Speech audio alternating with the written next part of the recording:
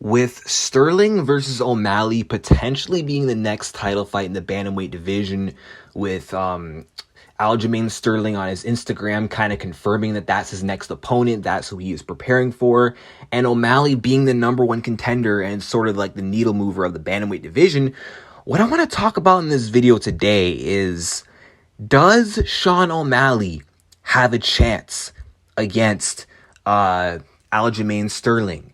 How can he beat Aljamain Sterling? Because when a majority of the fans, when they look at this matchup, they give Sean like no chance in hell to win this fight. When people look at this matchup, they assume it's like a done deal. It's a foregone conclusion that Aljamain Sterling is just going to take him down, wrap him up, and choke him out, and it's going to be a short night. And a lot of this comes from Sean O'Malley's last fight with Peter Yan, where he got taken down a record of 6 times, which obviously is not a good look when you're going up against a strong grappler like Aljamain Sterling. You want to show good takedown defense if, you want people to be confident in you and your chances up against someone like Aljamain Sterling. Because takedowns, control, the ground game, that's Aljamain Sterling's strength. Suga Sean O'Malley, that's sort of what we saw against Yan. It's kind of a vulnerability, and at the same time it's kind of not, because even though he was getting taken down those 6 times, Sean O'Malley was not giving up those takedowns easily. And he was getting up each and every time he was getting taken down. There was a struggle for Yan to get him down, and Yan couldn't really hold him down in a lot of moments. But Aljamain Sterling is a different grappler than Yan. Yan is mainly striking based, and Aljamain Sterling, he is more grappling disciplined, and he's better at controlling people on the ground, and he's like an expert at taking your back, getting you in the body triangle to where it's like you can't get up. You can't escape from a position like that. And then when he gets your back, he gets your neck, and usually it's game over. So obviously I see why people view this fight the way they do. I understand why no one gives O'Malley a chance. Like, the way people view this matchup is how they should view this matchup. And me personally, that's how I think the fight would go. I think that Aljamain Sterling likely is going to go in there, do his thing with the grappling, and fold Sean O'Malley on the ground. However, this is a crazy sport, and in this crazy game of MMA, everybody has a chance, and there's always a way somebody can beat someone, right? Even if it seems impossible. Yes, I would favor Sterling to win this fight likely 9 out of 10 times. But does that mean that there's not a given possible outcome or scenario where O'Malley possibly pulls off an upset? Not at all. Anything can happen in this crazy sport.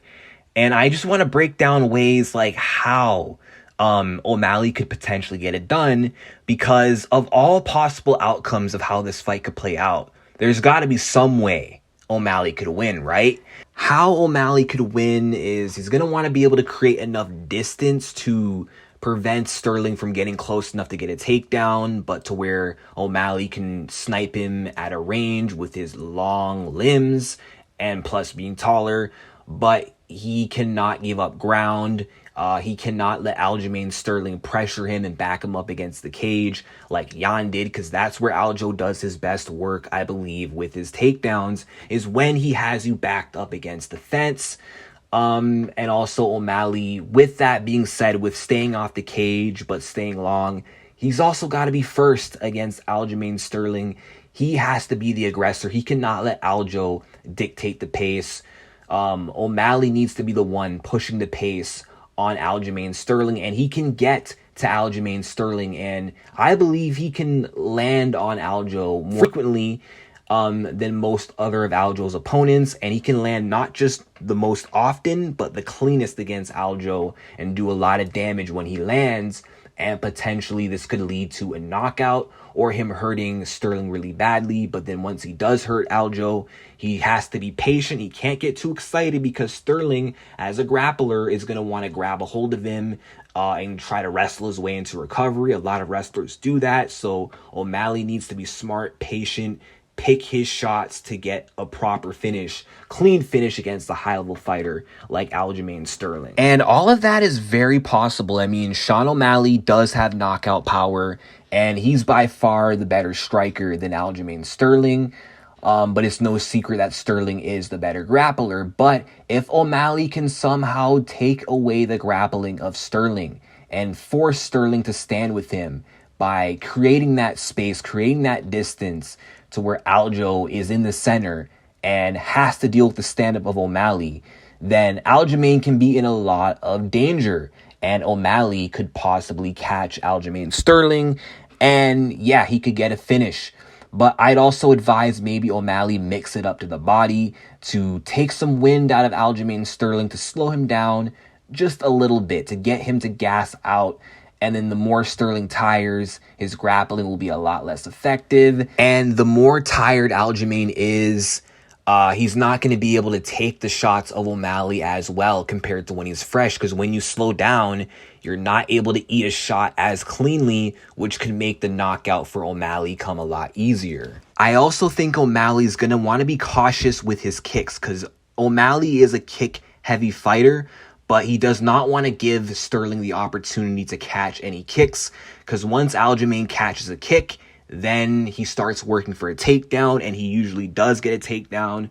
We kind of saw this in his fight with Corey Sandhagen. So I'm not saying O'Malley shouldn't throw kicks, but O'Malley should be smart with his kicks. He needs to set up his kicks wisely instead of just carelessly throwing them out there, because if they're not properly set up, then Aljamain could have a chance to grab the kick and get him down, and this fight could be an absolute disaster for Suga Sean O'Malley. And one thing I noticed that O'Malley did against Jan is he did give up his back against the cage. He's going to want to avoid doing that against Aljamain Sterling, because we know what happens when Aljo gets your back. If he is backed against the cage, he needs to work those underhooks and avoid turning his back to Aljo at all times. He has to be smart defensively against the cage if Aljo does get him there, if worst comes to worst. Especially if he gets taken down, he's got to be smart with how he gets up, and he's got to be composed. He cannot panic on the ground, because if he panics, one mistake, Aljo will finish him on the ground. So Sean O'Malley pretty much would have to be perfect against Aljamain Sterling. Can he do that? Absolutely, but it's easier said than done. What I'm saying could be useless, and Sterling can go out there, do what he's expected to do, and just take down O'Malley with ease and sub him on the ground. That could very well happen and may happen, but I would not rule out O'Malley potentially shocking the world. This is a crazy sport. Like I said, there's always a chance that Sterling gets caught off guard by a shot he doesn't see coming, and that's game over, and boom, you have a new champion. But this is a very bad matchup for Suga Sean O'Malley, and the odds definitely do not favor him, given his last fight, how many takedowns he gave up. On paper, Sterling should win, but I would definitely root for Sean O'Malley to prove a lot of people wrong, including myself, because if he can go out there and dethrone someone like Aljo, who not many people give him a chance to beat, you can no longer deny how good Suga Sean O'Malley is. He is definitely beyond legit if he becomes world champ off a grappler like Sterling. But that's it for my breakdown of how O'Malley can potentially beat Sterling. Let me know what you guys think in the comment section down below. Do you agree?